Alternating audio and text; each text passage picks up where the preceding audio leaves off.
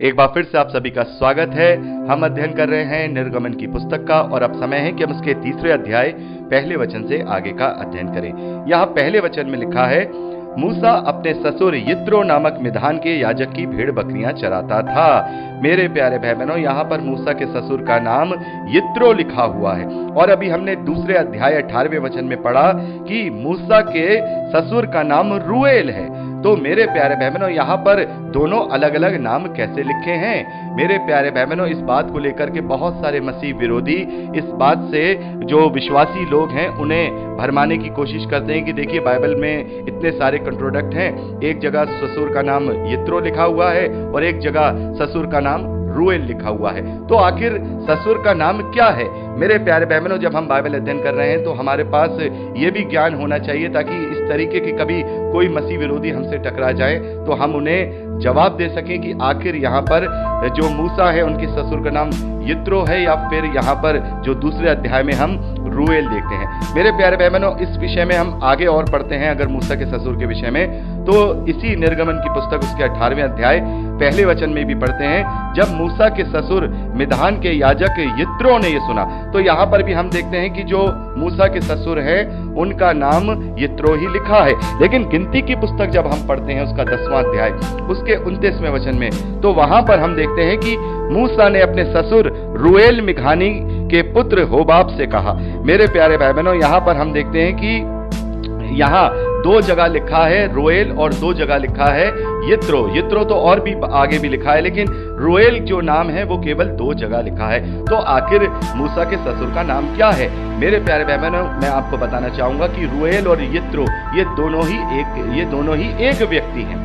दोनों ही एक व्यक्ति हैं। जब हम इन चारों वचनों को पढ़ते हैं तो यहाँ पर 2 बातें सिमिलर होकर के निकल रही हैं। जहां पर मूसा के ससुर के नाम के आगे याजक लिखा हुआ है वहां पर तो यित्रो नाम दिया गया है, लेकिन जहां पर याजक नहीं लिखा गया है, केवल रिश्ता बताया गया है, वहां पर केवल उसका नाम लिखा गया है। जैसे हम यहाँ पर 18वें वचन में देखते हैं दूसरे अध्याय में, जब वे अपने पिता रूएल के पास लौटी, तो यहाँ पर याजक नाम का शब्द नहीं है। और गिनती की पुस्तक उसके 10वें अध्याय 29वें वचन में पढ़ते हैं तो यहाँ लिखा है, मूसा ने अपने ससुर रूएल मिघानी के पुत्र होबाब से कहा। तो यहाँ पर हम क्या देख रहे हैं? यहाँ पर भी याजक का शब्द नहीं है। तो जहां जहां याजक का शब्द नहीं है, जो मूसा हैं उनके ससुर का नाम रूएल लिखा गया है, और जहां जहां याजक है, जैसे अब यहाँ तीसरा अध्याय पहले वचन में लिखा है, मूसा अपने ससुर यित्रो नामक मिधान के याजक की भेड़। और अभी हमने यहाँ 18वें अध्याय में भी पढ़ा कि मूसा के ससुर मिधान के याजक। तो मेरे प्यारे भाई बहनों, यहाँ पर जो स्कॉलर्स हैं वो इस नतीजे पर पहुंचते हैं कि एक ही अध्याय में इस तरीके की गलती नहीं हो सकती है। यहाँ पर हम देखते हैं कि ये यित्रो जो है याजक का पद है, यानी कि एक तरीके से जब किसी मनुष्य को याजक की पदवी दी जाती है तो उसका नाम उसके अनुसार रखा जाता है। तो जहां जहां उसे याजक कहकर के संबोधित किया जाएगा तो उसका उपनाम यित्रो ही कहा जाएगा, और जहां जहां उसे केवल सामान्य भाषा में उसको जब बात की जाएगी तो उसके लिए उसका असली नाम रूएल लिया जाएगा। यानी कि रूएल और यित्रो ये दोनों एक ही व्यक्ति हैं, कोई अलग अलग नाम नहीं है। यित्रो याजक के साथ लगाना बहुत जरूरी है। यित्रो याजक के साथ लगाना जरूरी है क्योंकि वो एक याजक का पद है जो कि रूएल नामक मिधानी जो कि याजक बन गया है उसका ये नाम उसे दिया गया है। तो यहाँ यित्रो नाम भी उसके ससुर का है, रूएल नाम भी उसके हम कहेंगे उसके ससुर का है, लेकिन केवल रिश्तों की बात की जाएगी तो वहां पर उसका रूएल नाम लिया जाएगा। जहां याजक की बात की जाएगी कि मिधान के याजक, तो वहां पर उसका जो मेन नाम है याजक के साथ लेने वाला वो ही लिया जाएगा। तो मेरे प्यारे भाई बहनों, ये कोई कंफ्यूजन की बात नहीं है। लोग पवित्र शास्त्र की बातों को खींच तान करके लोगों के विश्वास में डगमगाना चाहते हैं। ये जरूरी बात थी, इसीलिए मैंने आपको इसे डिफाइन किया है। आगे लिखा है कि वह उन्हें जंगल की पश्चिमी ओर होरेब नामक परमेश्वर के पर्वत के पास ले आया।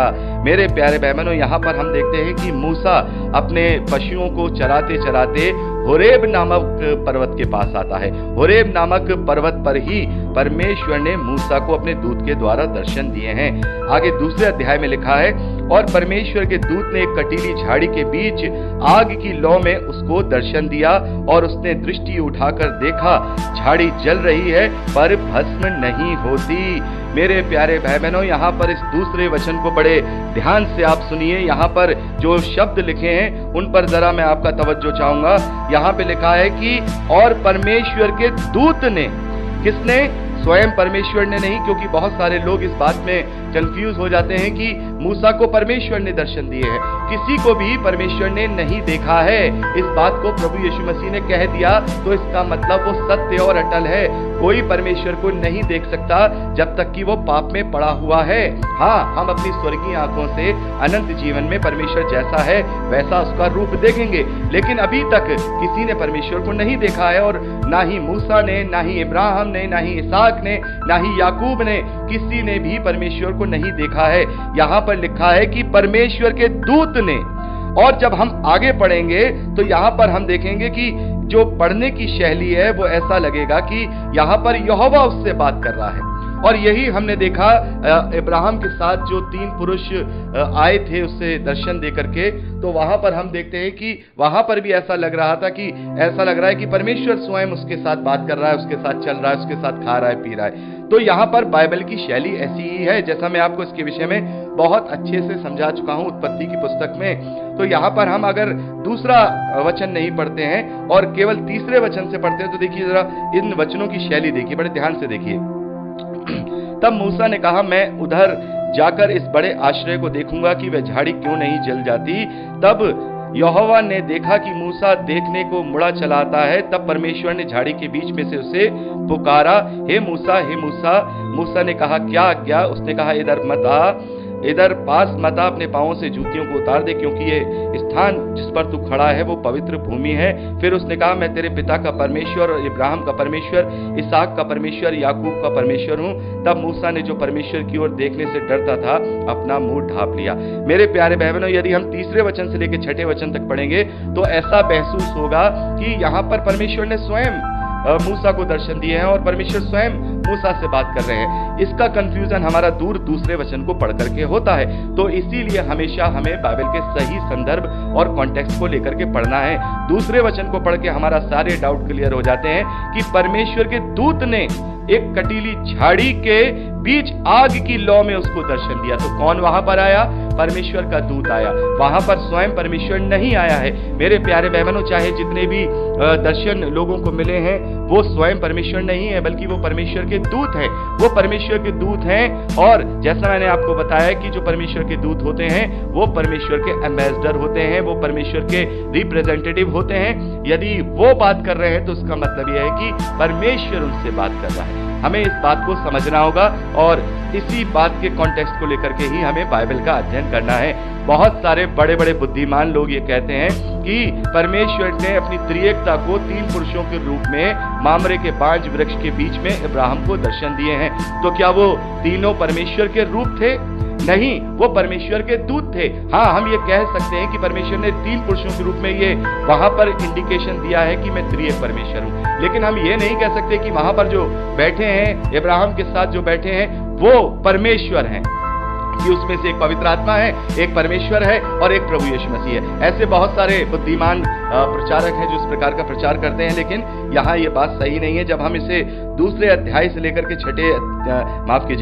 दूसरे वचन से लेकर छठे वचन तक पढ़ते हैं तो यहाँ हमें सब कुछ क्लियर हो जाता है कि परमेश्वर के दूत ने वहां पर दर्शन दिए, लेकिन उसको जो दर्शन दिए जा रहे हैं वो परमेश्वर के बिहाफ में दिए जा रहे हैं। भले ही वो दूत दर्शन दे रहा है, उसका मतलब ये नहीं है कि उस दूत ने बात की। इसका मतलब यह है कि वो परमेश्वर ने ही उससे बात की। वो परमेश्वर का एक तरीके से पोस्टमैन है।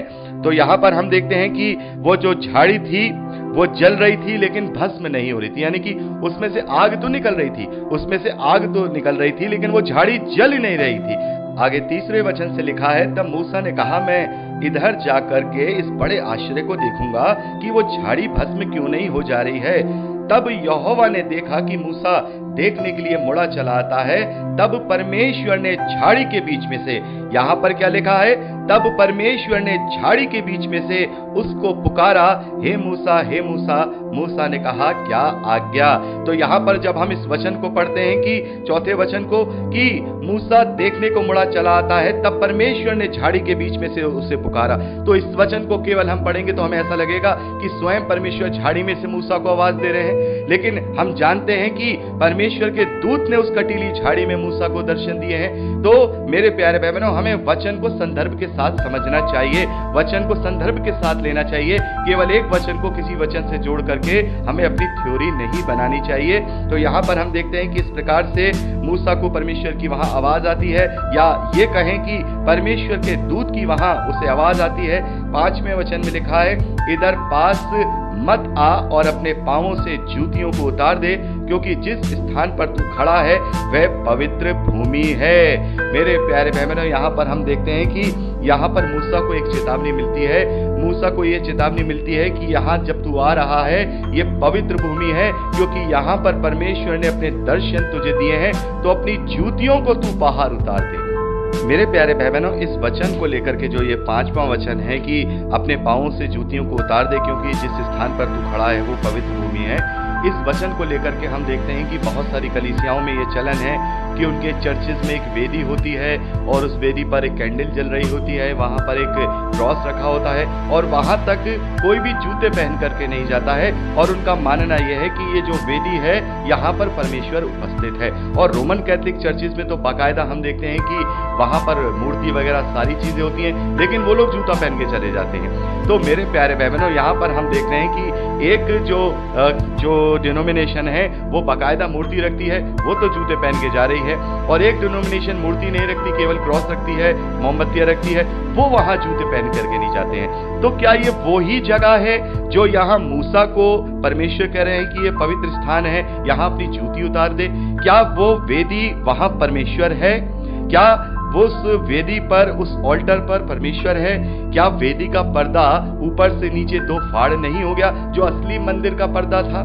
जो असली मंदिर, जिससे जो परमेश्वर का मंदिर कहा जाता था जी यरूशलेम में प्रभु यीशु मसीह के क्रूसिफिकेशन के बाद, क्या वो मंदिर का पर्दा ऊपर से नीचे 2 फाड़ नहीं हो गया?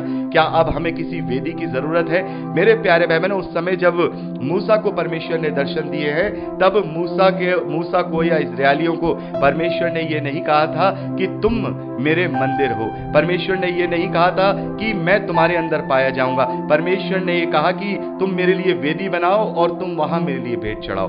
बाकायदा उसने मूसा से तंबू बनवाया, मूसा से वाचा का संदूक बनवाया, सारी चीजें करवाई, क्योंकि अभी परमेश्वर ने अपने आप को पवित्र आत्मा के रूप में इस धरती पर नहीं भेजा है या प्रकट नहीं किया है, जो कि मनुष्यों के अंदर वास कर सके। पौलुस कहते हैं कि क्या तुम नहीं जानते कि तुम पवित्र आत्मा का मंदिर हो, तुम परमेश्वर का मंदिर हो? तो अब परमेश्वर किसी निजी स्थान पर नहीं पाया जाता, बल्कि परमेश्वर का मंदिर अब हम स्वयं बन चुके हैं। अब हम स्वयं बन चुके हैं, अब हमें किसी वेदी की जरूरत नहीं है। तो जूते पहनना, जूते नहीं पहनना, ये कोई बहुत बड़ी बहस का मुद्दा नहीं है। मेरे प्यारे भाई बहनों, मैं ये नहीं कह रहा हूं कि हमें उस ऑल्टर तक जूते पहन के चले जाना चाहिए, ना ही मेरी ये शिक्षा है, बल्कि मैं तो कहूंगा और मैं हमेशा कहता हूं कि फिजिकल रूप से भी अगर परमेश्वर को सम्मान दिया जा रहा है तो वो बेहतर है। जो रोमन कैथोलिक चर्चेज में होता है वो गलत है, लेकिन जो बाकी प्रोटेस्टेंट कलीसियाओं में होता है वो लोग जूते पहन के वहां नहीं जाते, भले ही वहां परमेश्वर नहीं है,